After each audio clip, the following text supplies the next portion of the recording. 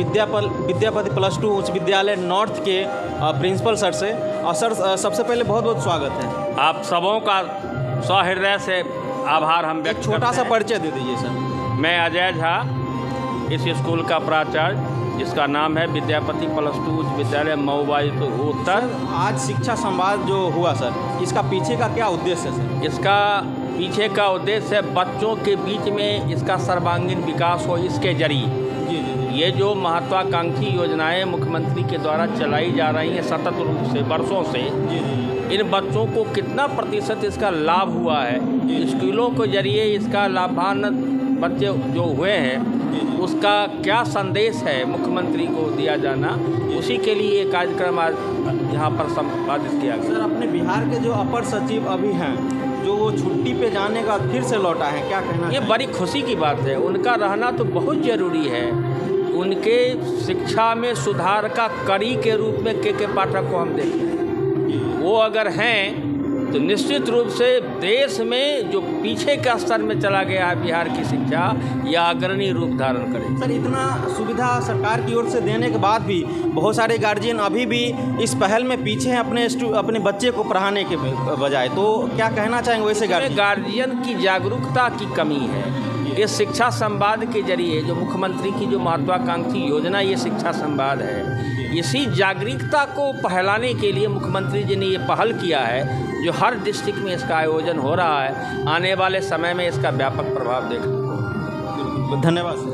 धन्यवाद आप सबों को।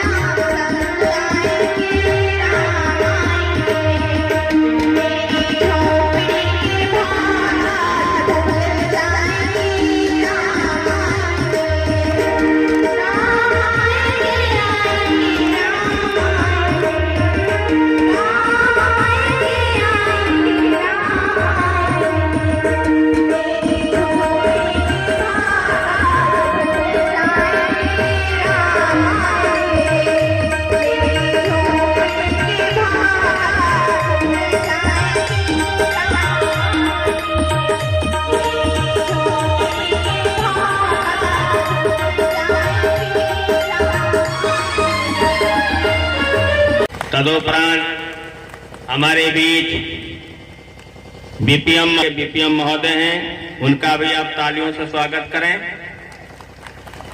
इसके बाद हमारे बीआरसी के वरीय प्रधान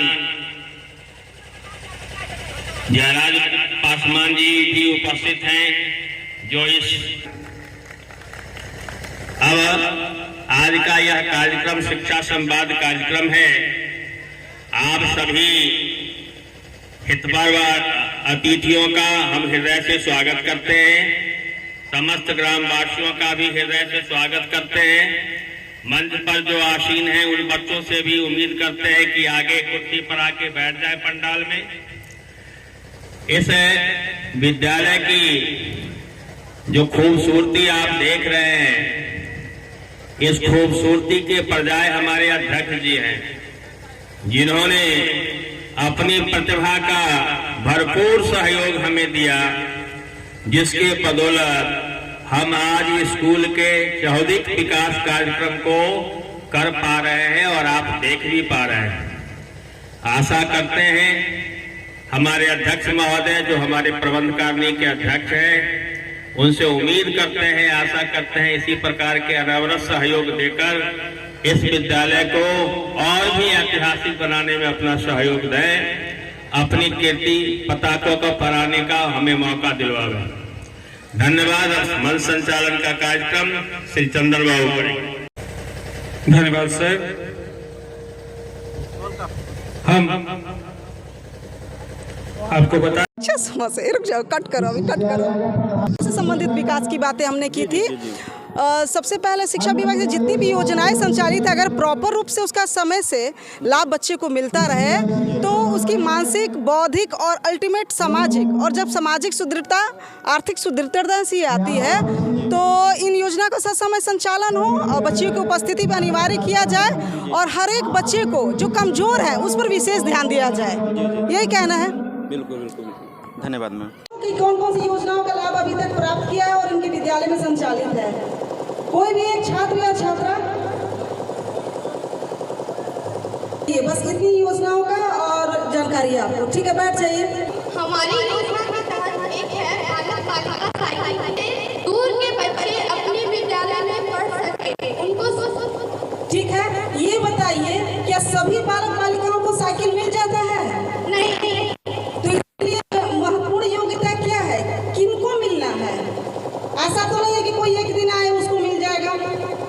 जिसका 75% होगा अटेंडेंस। ठीक है, आपका अकाउंट बना हुआ है? Yes ma'am. ठीक है, और इसका अपडेशन जरूरी है, मतलब अप टू डेट करते रहना। कई बार क्या होता है अकाउंट नंबर सही नहीं होता, कई बार क्या। ठीक है, तो सभी को ये ज्ञात है कि साइकिल योजना हो गया, पोशाक योजना हो गया। बहुत अच्छा।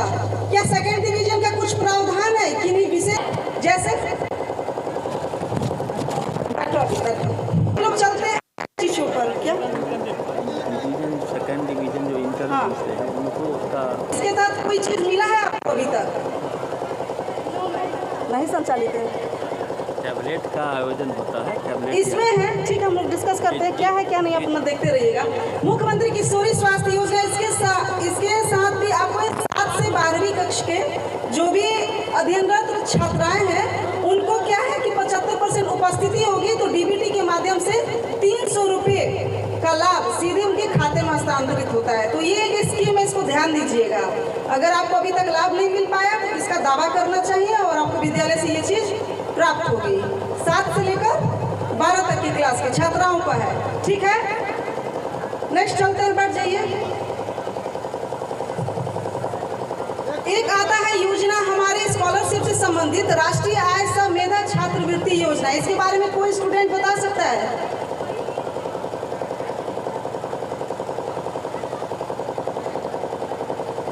बोले दीजिए, किसी को पता? हाथ उठाए। राष्ट्रीय आय सह मेधा छात्रवृत्ति योजना यस मैम। बताओ। इस योजना के तहत एग्जाम होता है 8 और 9 क्लास। इस योजना में जो स्टूडेंट पास कर जाते हैं उन्हें महीना में 1000 रुपये आता है।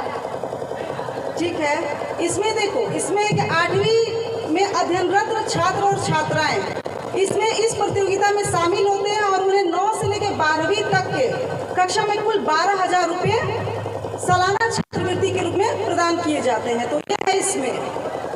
तो 8वीं के जो भी छात्र छात्रा होंगे आगे की तैयारी कर इसको प्राप्त कर सकते हैं। होता है कि ऐसा क्या है कि हम अविवाहित लड़कियों के लिए ही सरकार फोकस की है, बताइए इस पर। बालिका उत्थान योजना के तहत। नहीं, मेरा कहना था कि अविवाहित लड़कियों पर ही क्यों फोकस है? क्या जो लड़कियां शादी कर लेती उनको नहीं दिया जा सकता? डिस्कस देखते अवेयरनेस प्रोग्राम में जागृति आनी चाहिए सीधे। ताकि लड़कियां वो तो एक बिंदु है, लेकिन ये एग्जैक्ट बिंदु आपने नहीं कहा। इसमें देखो शारीरिक और मानसिक विकास, दूसरा जनसंख्या कंट्रोल और नवजात शिशु का जो भी होता है इसमें पालन पोषण, वो सही से नहीं हो पाता है कम उम्र में लड़कियों की शादी होने से, और वो फोकस नहीं हो पाती है आगे की कैरियर को लेकर। सो दैट बोलो। हेलो मैम, मैं ये कहना चाहती हूँ कि जैसे कि जितने स्टूडेंट को खाता नहीं है, जो मिडिल क्लास फैमिली से बिलोंग करता है, हाँ, उनके लिए स्पेशली होता है क्या? वो अगर पास करते हैं तो उनका अच्छा रहता है, उनको पैसे मिलते हैं, उनसे हो सके तो आगे बढ़ भी सकते हैं, कहीं तो फैमिली की मदद भी कर सकते हैं, और उनको ज़्यादा बेटर रहता है कि अपने शिक्षा आगे बढ़ाएं। चलो और ठीक है, थैंक यू मैम। 8 तक ठीक है, बैठ जाइए। योजना के तहत एक मुश्त राशि देती है और अनाज का भी प्रावधान करते हैं। तो वैसे अपने वो सहेलियों को जो अपने घर से स्कूल विद्यालय आने पढ़ने में सक्षम नहीं है, उनको भोजन की भी दिक्कतें हैं, तो वो छात्रावास योजना का लाभ लेकर उनका नामांकन उसमें कराया जा सकता है। कस्तूरबा गांधी विद्यालय के बारे में सब जानती होंगी। चलिए देखिए कितना कम हाथ उठ रहा है, क्या जी? चलिए अच्छा, अब विशेष ध्यान दीजिएगा। अगर ठीक है ग्रेजुएशन कर लिए तो नेक्स्ट आपका स्टेप होगा कि चलो हम लोग कंपटीशन की तैयारी करते हैं। बहुत से लोग डॉक्टर बनना चाहते हैं, इंजीनियर, कोई आप BDO CO ये सब तो सुने होंगे, SDO बनते हैं। Yes ma'am. तो सिविल सर्विस है, वेरी गुड। तो ये बताइए कि आपके पास पैसे नहीं हैं और आप तैयारी भी करना चाहती है, घर से वैसे बच्चे जो कमज़ोर हैं, तो इसके लिए क्या सरकार ने प्रावधान किया है जिससे आप तैयारी भी कर सके? इसमें 2 चीज़ है। एक तो आपको ट्रेनिंग दी जाती है कंपटीशन की, जो कि आपके समस्तीपुर जिला में कोई BRB कॉलेज, चूँकि मैं नहीं हूँ यहाँ पे तो उतना कॉलेज की जानकारी नहीं है। समस्तीपुर में आपके जो है की तैयारी कराई जाती है, तो वहाँ पर आप जा सकते हैं। पहला चीज़ जो हर डिस्ट्रिक्ट में है। दूसरा चीज़ है कि तैयारी के दौरान आपको कुछ राशि मिल जाए जिससे कि आप आगे की तैयारी कर सके। तो उसके बारे में कुछ पता है तो बताइए। वो पीछे हाथ उठाइए, उसको दीजिए, हाँ बोलने दीजिए, तेज तो है सब। अच्छा, गुड मॉर्निंग, बताइए। मैम जैसे कि हम कंपटीशन का तैयारी कर रहे हैं, तो उसके लिए मतलब हमारा नॉलेज, बेसिक नॉलेज स्ट्रॉन्ग होना चाहिए, और बेसिक नॉलेज हमारा स्ट्रॉन्ग नहीं है, और फैमिली की तरफ से हमें पैसा चाहिए और गवर्नमेंट की तरफ से भी चाहिए। तो फर्स्ट ऑफ ऑल हमको पढ़ाई के लिए अपने कंपटीशन को निकालना पड़ेगा, बेसिक कंपटीशन, जिससे मतलब हमें गवर्नमेंट के पास फॉर्म अप्लाई करना पड़ेगा कि हाँ हम इस चीज़ के लिए सक्षम हैं, और अगर हम इस चीज़ के लिए सक्षम हैं तो हमें गवर्नमेंट की तरफ से ही, एम्प्लॉयमेंट की तरफ से ही हमें कुछ पैसा मिलेगा, जिसमें मतलब हमको इसका हमें एग्जाम पास करना होगा। एग्जाम पास करने के बाद भी गवर्नमेंट की तरफ से एक एम्प्लॉयड है, जिसमें मतलब हम सिर्फ गर्ल्स लोग के लिए है, जिसमें मतलब हम मतलब पैसा के लिए गवर्नमेंट के पास एप्लीकेशन दे रहे हैं। उस एप्लीकेशन के थ्रू गवर्नमेंट हमारा टेस्ट लेगा, जिसमें हमें मतलब तैयारी करने के लिए आगे पैसा मिलेगा, जिसमें ओनली गर्ल्स के लिए एम्प्लॉय है। और उसमें जैसे कि हम किसी चीज़ का तैयारी करना चाह रहे हैं, उसमें गवर्नमेंट लगभग हमको 1 लाख 4 लाख तक गवर्नमेंट हमारा हेल्प कर सकता है। ये दूसरी योजना है जो कि स्टूडेंट क्रेडिट कार्ड योजना के तहत जो टेक्निकल एजुकेशन है, पॉलिटेक्निक या आप इंजीनियरिंग करना चाहते हैं, तो आपको लोन की सुविधा देती है 4 लाख।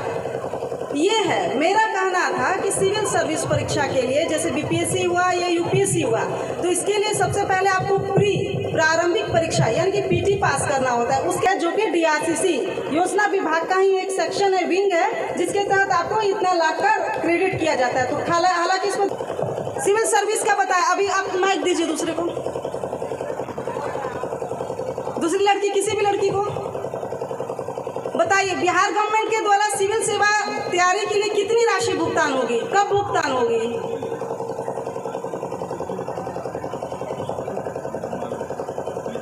देख रहे थे ध्यान है कि नहीं, लोग का कुछ बच्चे का ध्यान रखता है।